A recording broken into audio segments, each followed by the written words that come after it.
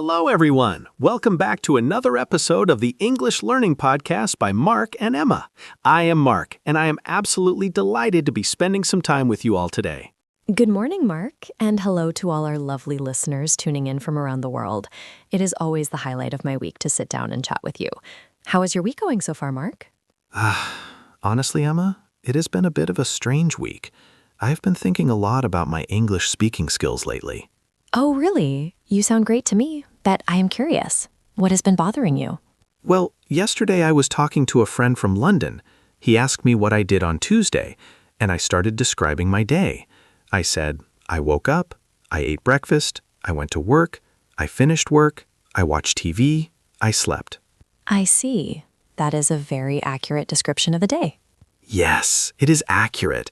But as I was saying it, I felt like a robot. I did this, then I did that. It sounded so basic. It didn't have any life or color in it. It sounded like a list, not a life. That is such a common feeling, Mark. And actually, it is a very good sign. It means you are ready to move to the next level. When we first learn English, we learn those basic verbs. Wake up, eat, go, sleep. They are the building blocks. But native speakers rarely speak like that because it feels a bit repetitive. Exactly. It felt repetitive. I want to sound natural. I want to describe my day in a way that sounds real, like I am telling a story, not just reading a schedule. I love that goal, like telling a story. That is exactly what we should aim for. So why don't we do that today? Let's walk through a typical day, from the moment the alarm rings to the moment we fall asleep.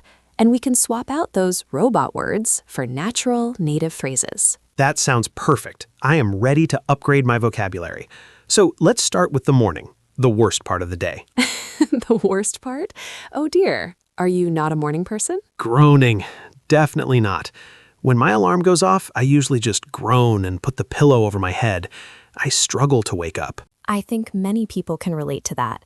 So instead of just saying, I woke up, which sounds very sudden and energetic, we can describe that struggle. Native speakers often say, I struggled to get out of bed, or even more descriptively, I had to drag myself out of bed. Drag myself out of bed. I love that image. It feels heavy, like my body is heavy. That is exactly how I feel at 7 a.m. It is a very visual phrase. It shows that you really didn't want to leave your warm blankets. And if you are the kind of person who hits the snooze button 10 times, you might say, it took me ages to get going this morning. It took me ages to get going. That sounds much more natural than I woke up slowly. Exactly. It captures the feeling. Now, once you have finally dragged yourself out of bed, what is the first thing you do? Well, normally I would say I drink coffee, but that sounds boring now. It is a little simple. If you really need that coffee to function, you might say, I make a beeline for the coffee machine. Make a beeline? What does that mean? Like a bee flying? Yes. Imagine a bee flying straight to a flower. If you make a beeline for something, it means you go straight there very quickly without stopping for anything else. That is true. I don't talk to anyone. I don't brush my hair. I make a beeline for the coffee. And once you have that coffee, you might say it helps you jumpstart the day or kickstart the day. Intrigued. Kickstart the day. Like starting a motorcycle? Exactly. It implies energy. I need my coffee to kickstart my day. It sounds much more dynamic than just, I drink coffee. Okay, I like this. So, I dragged myself out of bed and made a beeline for the coffee to kickstart my day. That sounds amazing, Mark. I can already see the scene in my head. It has personality now. So, after I am awake, I have to leave the house. I usually say I went to work, but I assume there is a better way. There is. Went is a perfectly fine word, but it is very general. We often use the phrasal verb head out. Head out. We have talked about that before. It means to leave, right? Yes, it implies movement towards a destination. I headed out around 8, or simply, I headed to work. It sounds softer and more casual than I went. And what if I am late? Sometimes I lose track of time. If you are in a hurry, you might say, I rushed out the door. Or if you barely made it on time, you could say, I was running late, so I had to dash. Dash. That sounds fast, like a sprint. It is. I dashed to the bus stop. It adds urgency. Now, tell me about your journey. Do you drive? Yes, I drive. And usually I say there was a lot of traffic. That is correct. But a very native way to describe heavy traffic is to say, I got stuck in traffic. Stuck? Like I cannot move? Exactly. Even if you are moving slowly, you feel stuck. Or if it is really bad, like the cars are touching each other, we call it bumper-to-bumper traffic. Bumper to bumper. I have heard that in movies. It sounds frustrating. It is very frustrating. So you could say, I headed out a bit late and then I got stuck in bumper-to-bumper traffic. That paints a very clear picture of a stressful morning. Much better than I went to work and there were cars. Much better. Okay, so you have survived the commute. You arrive at the office. What happens next? Thinking, usually I say I started working. But I guess that's the robot speaking again. A little bit. When we first arrive and get organized, open the laptop, check the calendar, get water, we call that settling in. Settling in? That sounds comfortable. It is the transition from commuter to worker. You could say, it took me a few minutes to settle in. And then when you actually start the hard work, we often say we crack on. Crack on? Is that British English? It is very common in the UK, yes. I need to crack on with this report.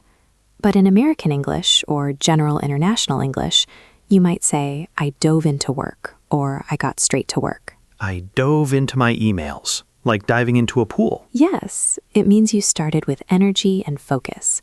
I settled in, and then I dove straight into my emails. And if I have a lot of work, usually I say I was busy. Busy is fine, but it gets used too much.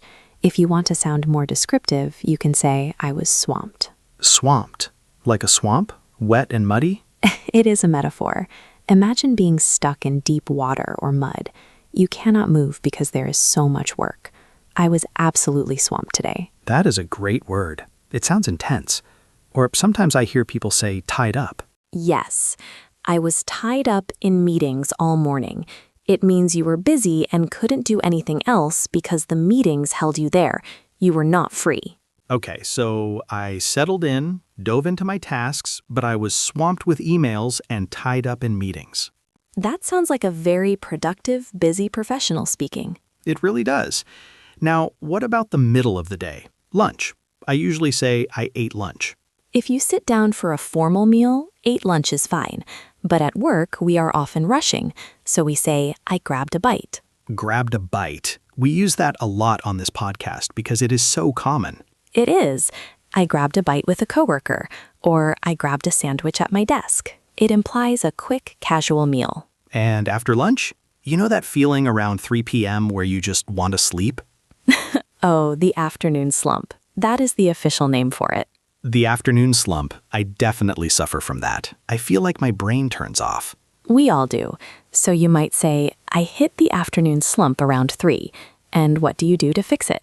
I usually get another coffee, or maybe a chocolate bar. We call that a pick-me-up, something that picks your energy up. I needed a little pick-me-up to keep going. A pick-me-up. That is a nice phrase. I grabbed a coffee as an afternoon pick-me-up. Perfect. And then you powered through the rest of the day. Powered through. That sounds strong, like I am pushing against a wall. It means you kept working even though you were tired. You used your willpower. I powered through until 5. Okay, so we have finished the workday. I usually say I've finished work. Which is true. But to sound more stylish, you can say I wrapped up. Wrapped up? Like a present? Exactly. When you wrap a present, you are finishing it and making it tidy. When you wrap up work, you are closing your files, sending that last email, and getting ready to leave. I wrapped up around 5:30. And then I leave. Can I use head out again? Absolutely. I headed out.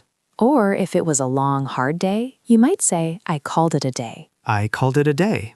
That means I decided to stop working? Yes, it means I am done. No more work today. I was so tired, I decided to call it a day a bit early. That is a very useful phrase. I call it a day every day. Me too. Now, you are back home the evening. This is my favorite time. How do you describe your evening? I relaxed. Relaxed is good, but unwind is better. Unwind. We talked about this before too, like a clock spring relaxing. Yes, it describes the process of letting go of stress. I like to unwind by cooking dinner, or I unwind by reading. It is more active than just relaxing. It is a process. What if I am really, really tired? Usually I say I was tired. You can say I was exhausted, or a very native slang word is shattered. Shattered? Like glass breaking? Yes, I was absolutely shattered. It means you have zero energy left, or drained, like a battery with no power. I was totally drained. Yes, I feel that on Fridays. And if you are that tired, do you just watch TV? Yes, but maybe there is a better phrase? We often say catch up on TV. This implies you are watching episodes you missed.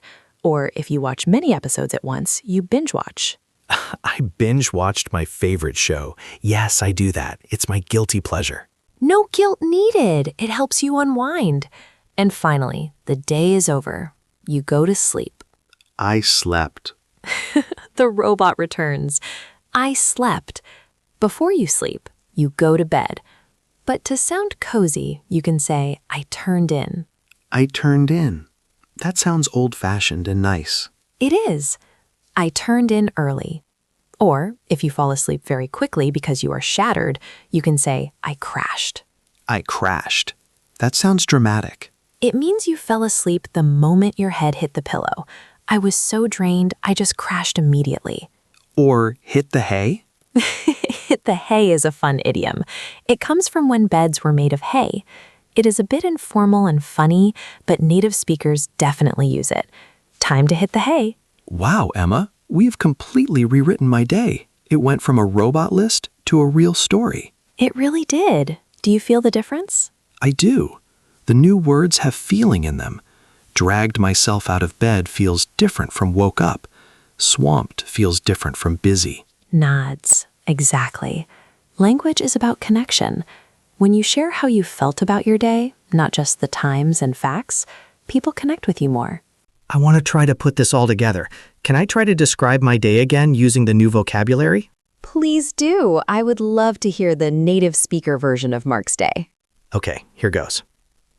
This morning, I had to drag myself out of bed because I am not a morning person. I made a beeline for the coffee machine to kickstart my brain. I headed out around 8, but I got stuck in bumper-to-bumper traffic, which was annoying. When I finally got to work, I settled in and dove into my projects. I was absolutely swamped all morning. I grabbed a quick bite for lunch, and then I powered through the afternoon slump with some tea. I finally wrapped up around 6 and headed home. I was totally drained, so I just unwound by binge-watching a series, and then I crashed around 10 p.m. Mark, that was incredible. That sounded so natural. I felt like I was living the day with you. It felt much better to say. It flowed. It didn't feel choppy like the robot version. And notice how you used linking words too. When I finally, and then, so, that helps the flow. It really does. I feel like I have a whole new way to talk about my life. That is the power of upgrading your vocabulary. You don't need difficult academic words. You just need the right phrases that match the feeling. So, for our listeners, what is the best way to practice this? Because I used a lot of new phrases just now. I think the best practice is narration. Imagine you are the narrator of a movie about your life. A movie about my life. Mark, the morning struggle. Exactly. As you go through your day tomorrow, narrate it in your head. When you leave the house, think, okay, I am heading out. When you sit at your desk, think, time to settle in. That is a great tip. Narrate your own life. It helps connect the action with the English words immediately. Yes, and you can do it silently, so people on the bus don't think you are talking to yourself. Good point. Although if I am stuck in traffic, nobody can hear me anyway. True. That is the perfect time to practice out loud. Shout it at the traffic jam. I am stuck in bumper-to-bumper traffic. I definitely will. It might help with the stress too. It definitely will. Well, Emma, this has been so helpful. I feel ready to answer my friend from London next time.